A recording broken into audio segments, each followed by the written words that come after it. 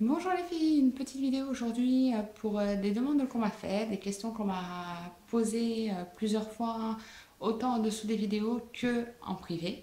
Donc je vais y répondre aujourd'hui, comme ça les personnes auront les réponses. Elles me demandent assez souvent quand est-ce que je vais faire la vidéo. Donc je commence. Donc j'ai Sarah qui m'a demandé de faire une vidéo sur le water marble, que je ferai d'ailleurs très prochainement. Ensuite, donc avec, elle m'a demandé quel vernis utiliser. Donc pour les vernis, je ne peux pas te dire des marques ou des références spéciales. Moi, je sais que j'ai des Sephora, les petits qui sont comme ça, que je vais te montrer. Les petits comme ça, hein, qui fonctionnent très bien. Moi, je les ai tous testés un par un pour voir lesquels fonctionnaient et lesquels ne fonctionnaient pas. De toute façon, je t'expliquerai ça en faisant la vidéo en même temps pour que tu puisses bien comprendre. Ensuite, elle m'a demandé quelle eau utiliser. Alors, le mieux, c'est en général de l'eau déminéralisée. Ou alors, si tu n'en as pas chez toi, tu prends de l'eau du robinet, qui peut être très bien aussi d'ailleurs, hein. Il ne faut pas qu'elle soit ni trop chaude ni trop froide. Voilà, il faut vraiment qu'elle soit à température ambiante. Donc après, c'est à toi de le gérer. Voilà. Ensuite, au niveau du matériel, comme tu me l'as demandé, il te faut tout d'abord un petit pot avec de l'eau. Voilà, un petit verre, un petit gobelet, enfin, ce que tu veux, hein. Après, tu te débrouilles. Il te faudra soit un bâton de buis ou un dotting tool. Voilà. Donc ça, je te montrerai pareil dans la vidéo à quoi ça te servira. Il te faudra un stylo correcteur ou du dissolvant et un pinceau. Tout dépend de ce que tu as. Il te faudra, j'ai dotting tool, du scotch. Évidemment, le principal. Il te faudra du scotch, des vernis, forcément, et du sopalin ou un papier où tu peux essuyer dessus pour enlever l'excédent que tu auras sur ton bâton de buis ou sur ton dotting tool.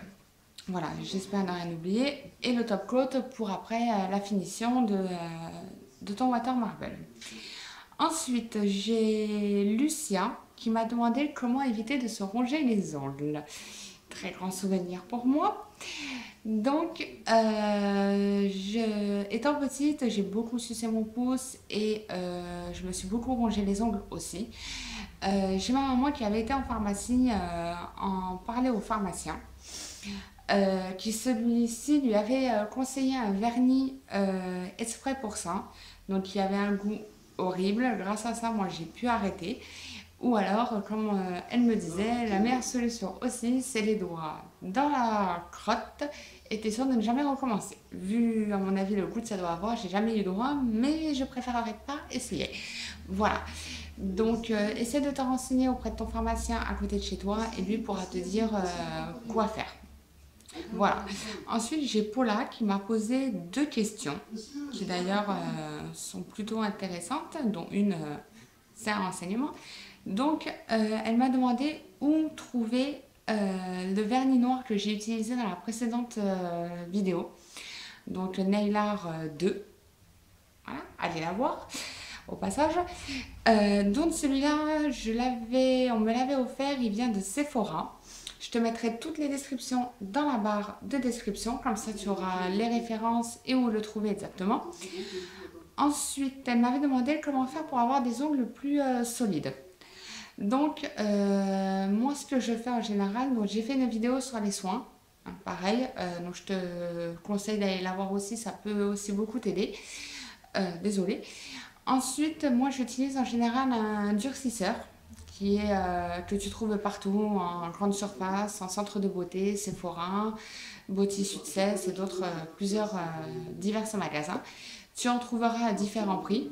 Après, moi, j'en utilise trois qui sont que j'ai mis sur le site, que je te mettrai également en barre d'infos, comme ça tu pourras aller le voir et voir les vernis autant top coat que base que je me sers. Voilà, donc après c'est à vous de voir ce que vous voulez faire. Moi, on me pose des questions, je réponds. Donc je tiens par contre à préciser une petite chose, je ne suis pas professionnelle, je ne suis que semi-débutante. Avant de me lancer dans les vidéos, j'ai beaucoup hésité parce que je suis à l'origine très timide. Je ne suis pas du genre à vouloir me montrer. Donc, les critiques, je les accepte, mais après, il ne faut pas que ça aille non plus trop loin. Je veux bien les critiques constructives pour m'aider à avancer et à continuer à les faire. Donc voilà. Donc abonnez-vous, likez, partagez et tout, et tout, et tout, et tout. Hein. Bonne journée et à bientôt. Bye bye.